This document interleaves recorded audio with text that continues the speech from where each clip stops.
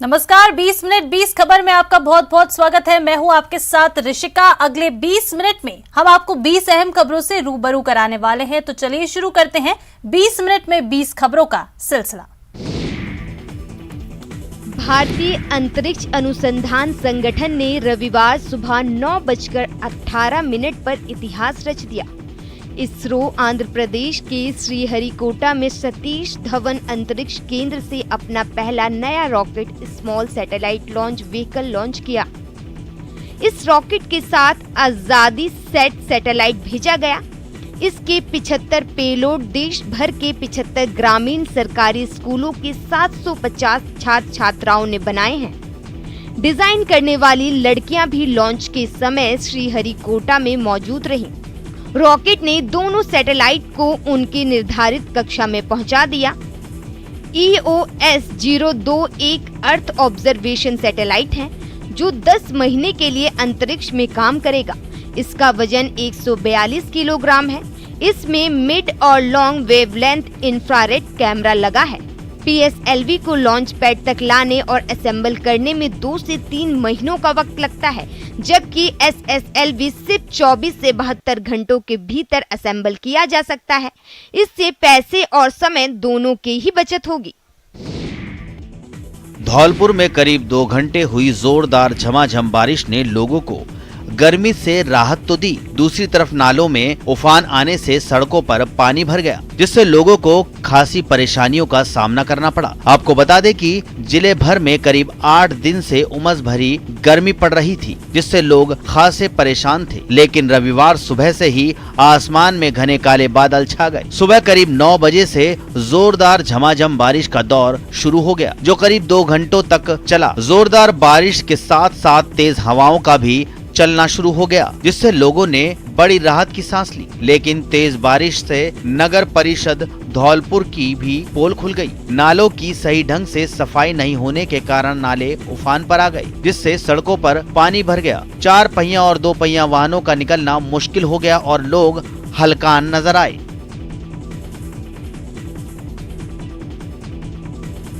राजधानी जयपुर में भारी बारिश ने एक बार फिर से पूरे शहर को पानी पानी कर दिया। हालांकि बारिश से लोगों को गर्मी और उमस से काफी राहत मिली, लेकिन थोड़ी ही देर में शहर की सड़कें लबालब हो गई और चौपहिया वाहनों की पहिए पानी में डूबते नजर आए। हालांकि छुट्टी के दिन होने के कारण शहर की सड़कों पर ज्यादा ट्रैफिक नहीं था, लेकिन इसके बाद भी कई जगहों पर पानी भर जाने के कारण जाम वाली स्थिति रही। गाड़ियां रेंगती नजर आई। हमेशा की तरह इस बार भी निगम और प्रशासन की पोल खुल गई और कई जगहों पर पानी ही पानी नजर आया। मॉनसून से पहले हर साल वादे किए जाते हैं कि सारी तैयारियां पूरी कर ली गई हैं, लेकिन जैसे ही बारिश का दौर शुरू होता है, सारी हकीकत सामने आ जाती है।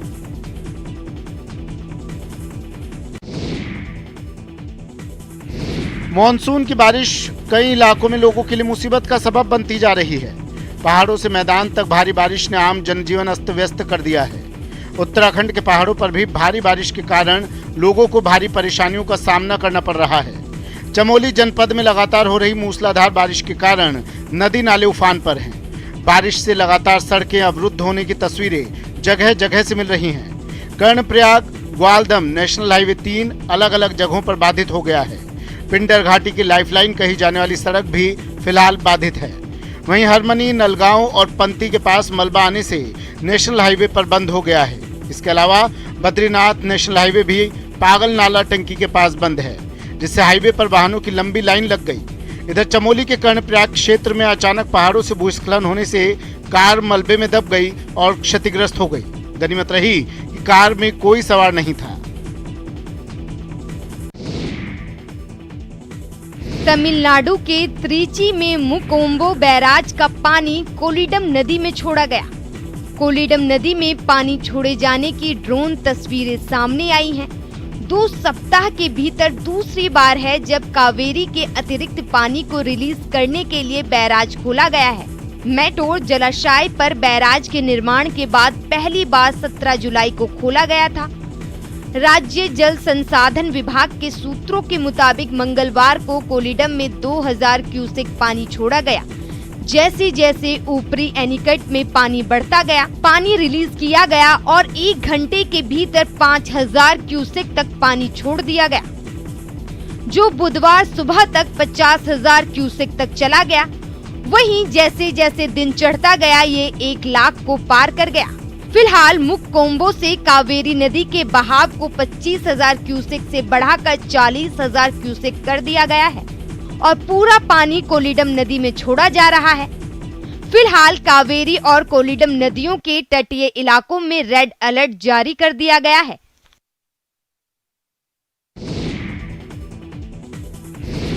मॉनसून की भारी बारिश से जहां कई राज्यों में बाढ़ के हालात हैं, वहीं झारखंड में बारिश की कमी से खेतों की बुआई नहीं हो पाई है।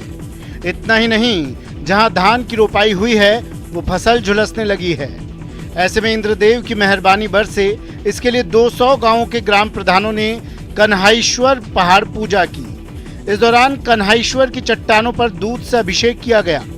जमशेदपुर के चाकुलिया प्रखंड में पानी की कमी से अब तक खेती का काम नहीं हो पाया।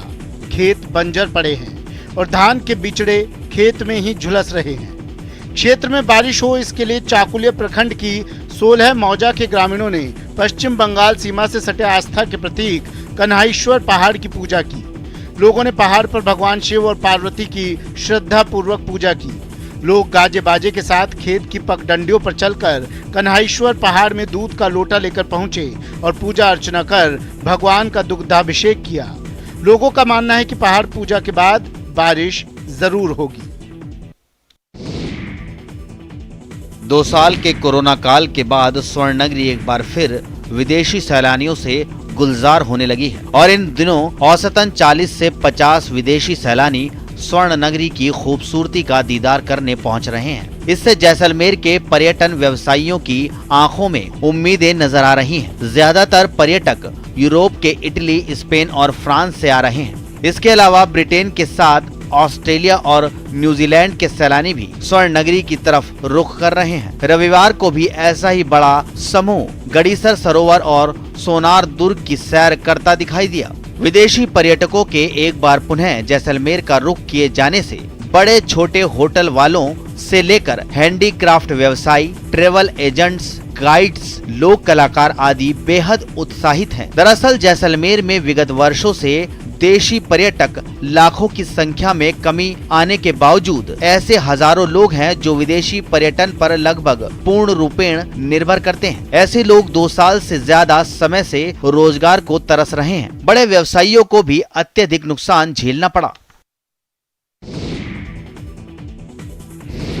आजादी के 75 वर्ष पूरे होने पर देश भर में आजादी का अमृत महोत्सव मनाया जा रहा है। इस दौरान कई कार्यक्रमों का आयोजन किया जा रहा है। राजसमंद जिले में रूपालो भारत, रूपालो केलवा अभियान में भी भव्य तिरंगा यात्रा निकाली गई। तिरंगा यात्रा का मुख्य आकर्षण रहा 75 फीट लंबा तिरंगा। इस रैली में केलवा क्षेत्र के विद्यालयों के छात्र छात्राओं के साथ ग्रामीणों ने भी हिस्सा लिया। रैली में भारत माता, महात्मा गांधी, भगत सिंह, फौजी आदि की वेशभूषा में बच्चों ने भाग लिया, जिनके हर एक हाथ में तिरंगा लहराता दिखा। रैली राजकीय कन्या विद्यालय से शुरू हुई और चारणा की खाली, सदर बाजार, छतरी चौक, धोड़ी बावड़ी, राम द्वारा, खटीक मोहल्ला, छतरी चौक, कुम्हार मोहल्ला, रामपोल, राधा कृष्ण जल मंदिर, पुरानी रोड होते हुए पूर्ण कन्या विद्यालय पहुंची, जहां पर राष्ट्रगान का आयोजन किया गया। इस तिरंगा रैली का लोगों ने जगह जगह फूल बरसाकर स्वागत किया। आजादी के 75 साल पूरे होने पर हर घर तिरंगा अभियान जोरों पर है और इसको लेकर लोगों में जबरदस्त उत्साह दिख रहा है। केंद्र सरकार के इस अभियान को डाक विभाग भी रफ्तार दे रहा है। दौसा में डाकघरों के जरिए तिरंगा बेचा जा रहा है और लोग अपने घर तिरंगा लहराने के लिए बड़े ही उत्साह के साथ तिरंगा खरीद रहे हैं। 13 अगस्त से 15 अगस्त तक चलने वाले इस अभियान के लिए 25 रुपए की दर से डाक विभाग लोगों को तिरंगा दे रहा है। ऐसे में दिन भर तिरंगा लेने वाले लोगों की पोस्ट ऑफिस में लगातार आवाजाही देखने को मिल रही है। लोगों में तिरंगा लेने को लेकर इतना उत्साह है कि डाकघरों में तिरंगा आने के कुछ ही घंटों में स्टॉक खत्म हो जाता है। 13 अगस्त से 15 अगस्त तक पूरे देश में घर घर तिरंगा अभियान चलाया जाएगा और इसके लिए पोस्ट ऑफिस से तिरंगे वितरित किए जा रहे हैं। हम दौसा के पोस्ट ऑफिस में खड़े हुए हैं और यहाँ पर तिरंगा वितरण का काम चल रहा है और जो लोग आ रहे हैं उन्हें 25 रुपए में तिरंगा दिया जा रहा है।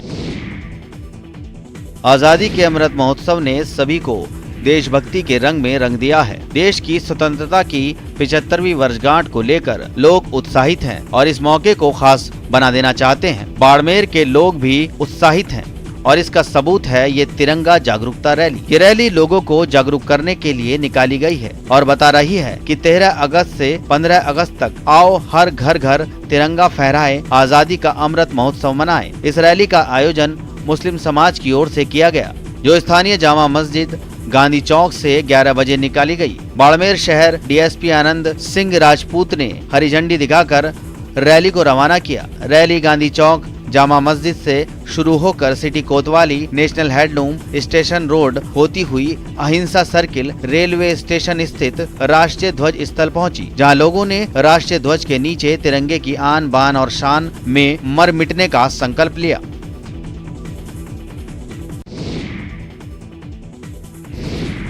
देश आजादी के 75वें वर्ष का जश्न मना रहा है।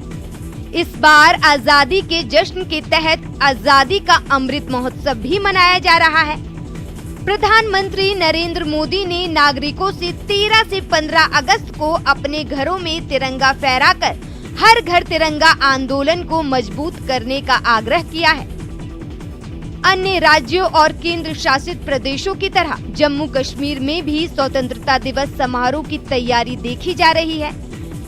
जम्मू के बारामूला जिले में भी अमृत महोत्सव के दौरान कई कार्यक्रमों का आयोजन लगातार चल रहा है। इसी के तहत आम नागरिकों और स्कूली बच्चों ने तिरंगा रैली निकाली। छात्रों ने हर घर तिरंगा के नारे लगाते हुए तिरंगा लेकर मार्च निकाला। छात्रों ने हिंदुस्तान की आन बान शान तिरंगा के लिए मर मिटने का संकल्प लिया। बता दें कि 13 से 15 अगस्त तक देश के हर घर तिरंगा लगाने का लक्ष्य रखा गया है। केंद्रीय गृह मंत्रालय ने कहा कि 13 से 15 अगस्त तक 20 करोड़ से ज्यादा परिवार और 1 अरब लोग 3 दिनों तक तिरंगा फहराएंगे।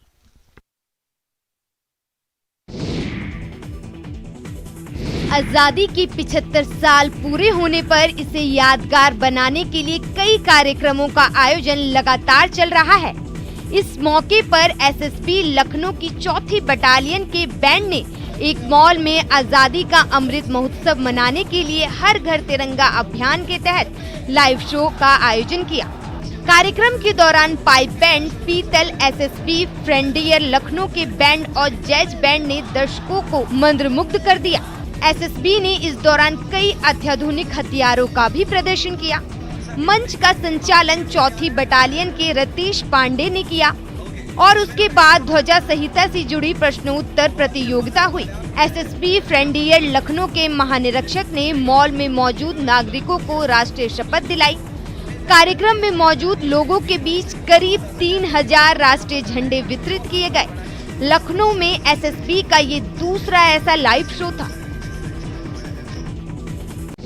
सावन का पावन महीना चल रहा है और देश के कोने कोने में शिव भक्त आस्था श्रद्धा के साथ भगवान भोलेनाथ की पूजा अर्चना में जुटे। छोटी काशी के नाम से पहचान रखने वाले जयपुर में भी इन दिनों कांवड़ यात्रा की धूम है। जयपुर में परकोटे की सड़कों से गुजर रहे कांवड़ यात्रियों के मुखारविंद से हर हर महादेव और बोल बम ताड़क बम के जयकारों की गूंज सुनाई दे रही है। वहीं इन कांवड़ यात्राओं के दौरान कई शहरों से दिल को सुकून देने वाली तस्वीरें भी आ रही हैं, जो सांप्रदायिक सौहार्द और आपसी भाईचारे का संदेश दे रही हैं। यहाँ कांवड़ यात्रा के दौरान कई जगहों पर हिंदुओं के साथ मुस्लिम समुदाय के लोग भी कांवड़ यात्रियों पर पुष्प वर्षा करते हुए नजर आ रहे हैं, उनको जलपान करवाते नजर आ रहे हैं। इससे गंगा जमुनी तहजीब साकार हो रही है। वहीं इन कांवड़ यात्राओं के दौरान जयपुर पुलिस कमिश्नरेट के डीएसपी नॉर्थ परेश देशमुख खुद अपने जाब्ते के साथ कांवड़ यात्राओं में मौजूद रहते हैं, ताकि शिव भक्तों को किन्हीं परेशानियों का सामना नहीं करना पड़े।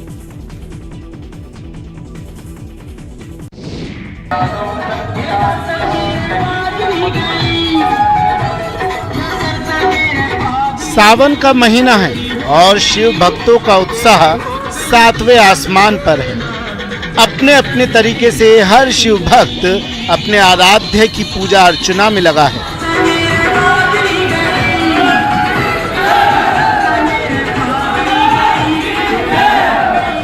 दो साल बाद कांवड़ यात्रा को लेकर भी भक्त उत्साहित हैं।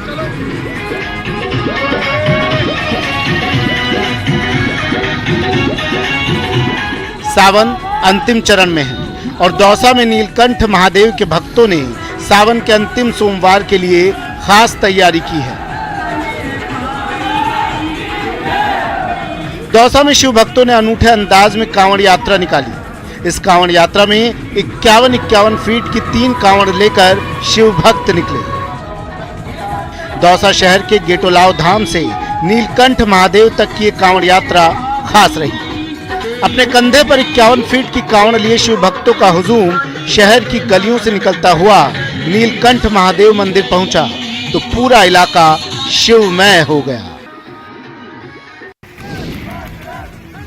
युवाओं को सनातन धर्म व भारतीय संस्कृति से जोड़ने के उद्देश्य को लेकर रविवार को झुंझुनू के हाउसिंग बोर्ड निवासी सुभाष नायक ने 2 दशा ज्योतिर्लिंग की पैदल यात्रा शुरू की। उन्होंने आहुति भवन से अपनी यात्रा शुरू की। 200 दिन की यात्रा में वे करीब 8,728 किलोमीटर का सफर तय कर गुजरात स्थित सोमनाथ मंदिर पहुंचेंगे। सुभाष रोज 50 किलोमीटर का सफर तय करेंगे। उनके 2 साथी पूरी यात्रा के दौरान मोटरसाइकिल से उनके साथ रहेंगे। सुभाष सबसे पहले उत्तराखंड स्थित ज्योतिर्लिंग केदारनाथ मंदिर जाएंगे। इसके बाद उत्तर प्रदेश के काशी विश्वनाथ, झारखंड के वैद्यनाथ, आंध्र प्रदेश के मल्लिकार्जुन, तमिलनाडु के रामेश्वरम, पुणे स्थित भीमाशंकर, नासिक के त्र्यंबकेश्वर, इंदौर के ओंकारेश्वर और उज्जैन के महाकालेश्वर जाएंगे। यहाँ से गुजरात के नागेश्वर होते हुए 200 दिन का सफर तय कर सोमनाथ मंदिर पहुँचेंगे। ये यात्रा मैंने झुंझुनू से आहुति भवन वहाँ से स्टार्ट किया। सबसे पहले है मेरा पड़ाव केदारनाथ का 7.5 किलोमीटर। उसके बाद में लास्ट में पड़ाव सोमनाथ का होगा तो 12वें नंबर का ज्योतिर्लिंग है।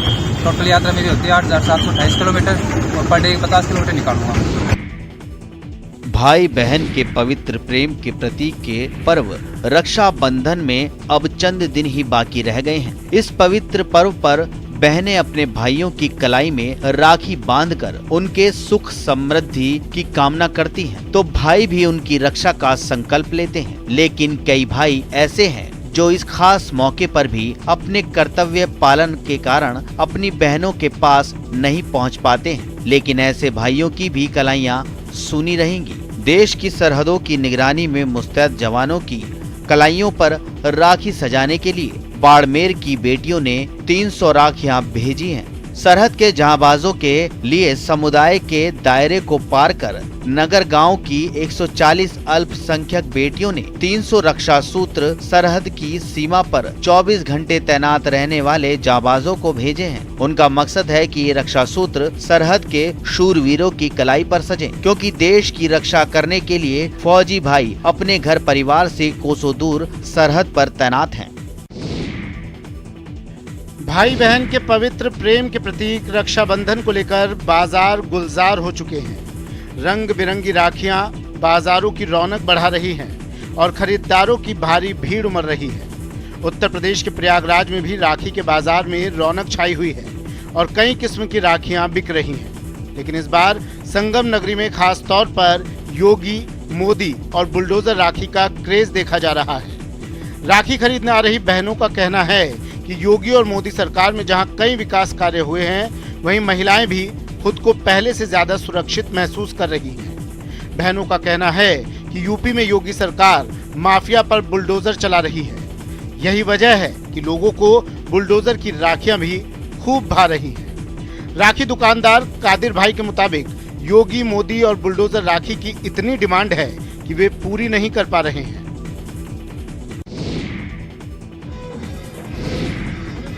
हाथ में सजी धजी रक्षाबंधन की थाली, राखी बांधने के लिए आतुर बहनें और इको फ्रेंडली रक्षाबंधन के जरिए दुनिया भर को पर्यावरण संरक्षण का संदेश। ये नजारा है राजसमंद जिला मुख्यालय से 12 किलोमीटर दूर स्थित निर्मल ग्राम पंचायत पीपलांत्री का जहां रक्षाबंधन से पहले इको फ्रेंडली राखी बनाई गई, वो भी अनोखे अंदाज में। रक्षाबंधन के जरिए बेटियों ने पेड़, जंगल, पानी और बेटी बचाओ बेटी पढ़ाओ का दुनिया भर को संदेश दिया। इस समारोह में दुनिया भर के कई देश के अधिकारियों और पर्यावरणविदों ने शिरकत की और इस समारोह को ऐतिहासिक बना दिया। पीपलांत्री पंचायत में बेटी के जन्म होने पर 111 पौधे लगाए जाते हैं, जिनका बेटी और उसका परिवार न सिर्फ देखभाल करता है बल्कि अपने परिवार का सदस्य मानकर राखी बांधकर दुनिया को बेटी, जल, जंगल और पर्यावरण बचाने का संदेश देता है। इस कार्यक्रम में शिरकत करने के लिए यूनाइटेड नेशन के कंट्री कोऑर्डिनेटर शोनबी शार्प भी पहुंचे और उन्होंने अपनी विशिष्ट टीम के साथ इको फ्रेंडली रक्षाबंधन में भागीदारी निभाई।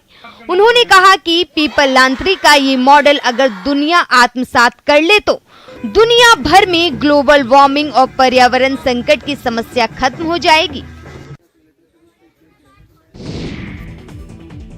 दूर दूर तक खूबसूरत पहाड़ियां, पहाड़ियों के बीच निर्मल जल, मन आस्था और श्रद्धा से भर क्यों न जाए। ये खूबसूरत और शानदार तस्वीर है भारत चीन सीमा पर स्थित पार्वती कुंड की, जहां इन दिनों नीति घाटी के कई ग्रामीण पहुंच रहे हैं। पार्वती कुंड में पूजा अर्चना कर रहे हैं लोग, पवित्र झील में स्नान कर अपने आप को पुण्य का भागीदार बना रहे हैं। बता दें कि सीमा से लगे हुए पार्वती कुंड पर जाने की विशेष अनुमति प्रशासन की ओर से ली जाती है। सीमा पर आवागमन बना रहे इसलिए नीति घाटी के लोगों को सेना की देखरेख में पार्वती कुंड भेजा जा रहा है।